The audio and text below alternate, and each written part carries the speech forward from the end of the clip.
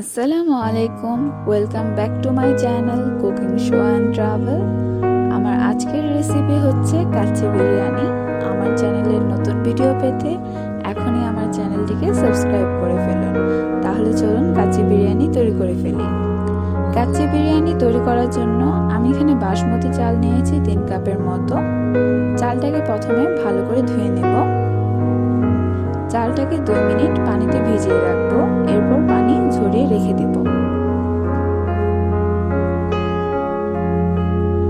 এখানে আমি কয়েকটা আলু এভাবে কেটে নিয়েছি। এর মধ্যে অল্প রেড ফুড কালার দিয়ে দিলাম, যাতে এর মধ্যে একটা সুন্দর কালার চলে আসে। এখানে আমি 2 কাপের মতো তরল দুধ নিয়েছি। এর মধ্যে আমি 1 টিস্পুনের মতো জাফরানের গুঁড়া দিয়ে দিলাম। এখন এটাকে ভালোভাবে মিক্স করে নেব।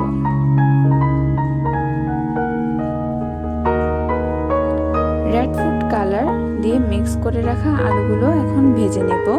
চুলা আঁচটা লো হিটে রেখে আলুগুলোকে ভেজে নেব 4-5 মিনিটের মতো, যাতে এর মধ্যে কাঁচা কাঁচা ফ্লেভারটা না আসে। পেঁয়াজগুলো এরকম কুচি করে কেটে নিয়েছি। এখন বেরেস্তা তৈরি করে নেব।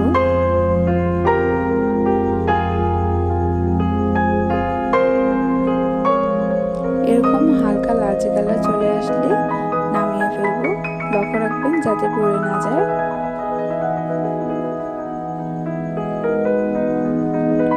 এখন ফুটন্ত গরম পানির মধ্যে বাসমতি চালটাকে 2 থেকে 3 মিনিট সেদ্ধ করে নেব।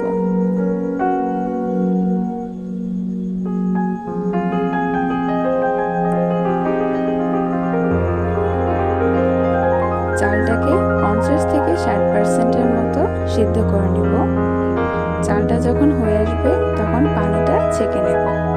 এখানে আমি 1.5 কেজি পরিমাণে মাংস নিয়েছি, চর্বি ও হাড্ডি সহ।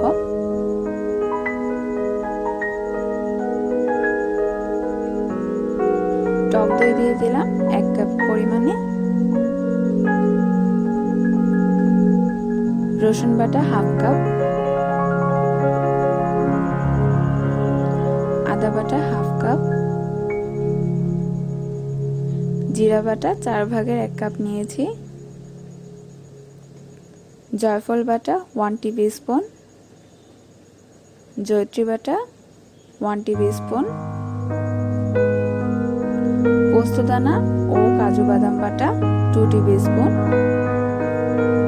গোলমরিচের গুঁড়া 2 টিস্পুন, লবণ দিয়ে দিলাম স্বাদ মতো।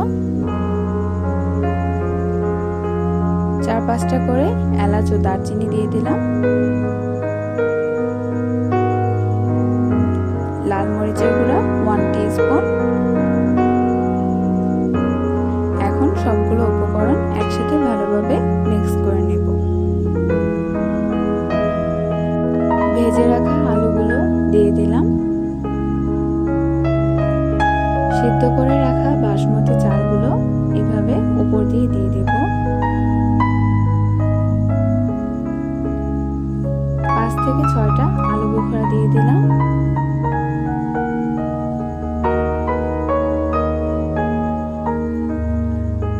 দুধের সাথে জাফরান মিক্স করে রেখেছিলাম, এখন সেটাকে এভাবে দিয়ে দেব।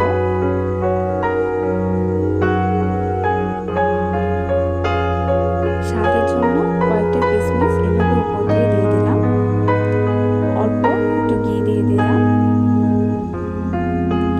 আমি এখানে সয়াবিন তেল উপর দিয়ে ব্যবহার করেছি, আপনারা মাংসের সাথে এটা ব্যবহার করতে পারেন।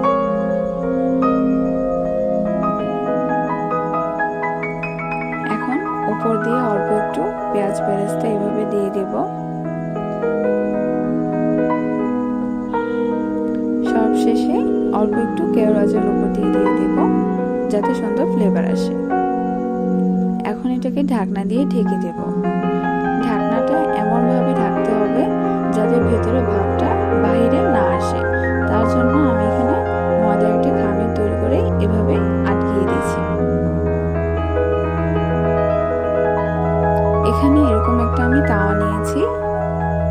তাওয়াটাকে ভালোভাবে গরম করে নিতে হবে। এখন তাওয়াটার উপরে এভাবে ফ্রাই প্যানটা বসিয়ে দেব। এখন চুলার আঁচটা লো হিটে রেখে 2 থেকে আড়াই ঘন্টার মতো এটাকে রান্না করে নেব।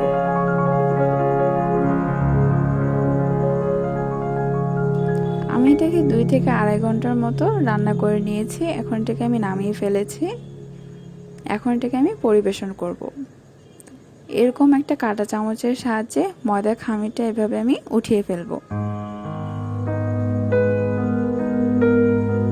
দেখুন, এটা দেখতে খুবই সুন্দর হয়েছে আর এর থেকে একটা সুন্দর ফ্লেভার আসছে।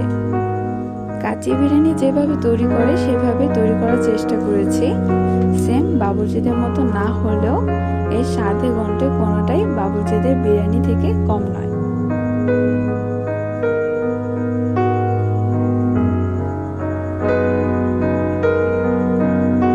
দেখুন, মাংসগুলো ভালোভাবে সিদ্ধ হয়েছে।